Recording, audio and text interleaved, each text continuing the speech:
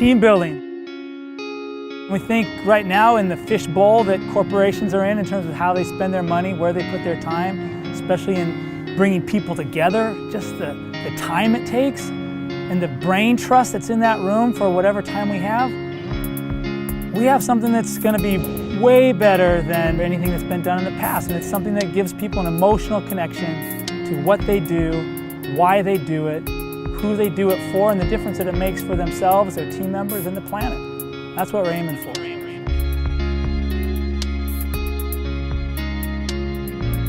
Certainly the brand that we fall into most often of team building is that we have to get clear about what does it take to build this team. When people call us and say, I need to do team building, it implies immediately that they see that the team is less than its potential, that it needs building. In our experience, what we have learned is transformation comes when internal pressure is provided by the person to transform a certain behavior or pattern. So the first 2 hours of the Life Cycles program has nothing to do with building bikes. It's about building connections between people and to the relationship that they have with these terms like collaboration, like trust, like sharing resources, like sharing expertise. Once we give them a chance to benchmark how they do with some of those concepts, then the Life Cycles project becomes the opportunity for them to practice those things.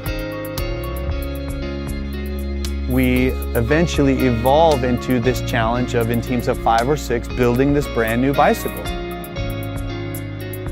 But ultimately by that point, we're hoping that they've noticed, are they first to grab the directions and go, wait team, let's make sure we're clear about the task. Or do they jump right in, the loudest voice takes over, they grab the bike and go, I did this last Christmas, you guys go get drinks, don't worry, I got this handled. Sure, they might get the task done, but how well are they prepared for the next challenge?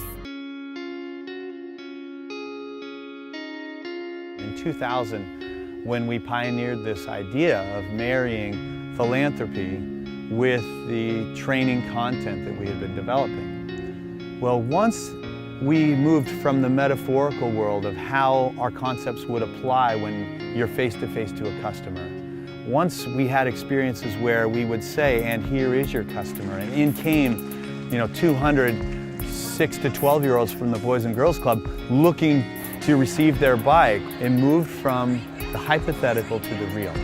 It's an awareness moment for people where they catch themselves being themselves in a way that isn't natural to a lot of people.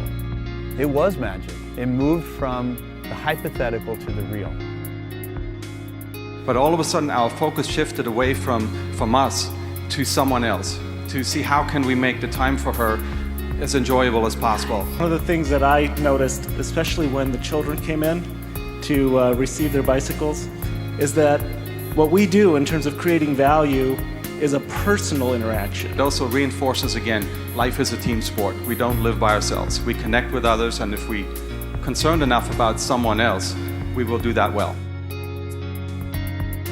I feel so lucky and honored to work with a group of people like this that are so passionate about their work, whether it's standing up in front of 2,000 people or 30 people, being on the facilitation team, or being behind the scenes in logistics, working with the children, going to one of the programs and seeing the impact that the kids have on the participants invigorates me, and it brings me back to why I love doing my job and why I go to work every day. For the last 10 years that we've been doing the Life Cycles, all around the world with tens of thousands of participants, we've seen people and we've heard them come up and saying, this was one of the most powerful experiences of my career. That's what we're aiming for, is building teams one individual at a time.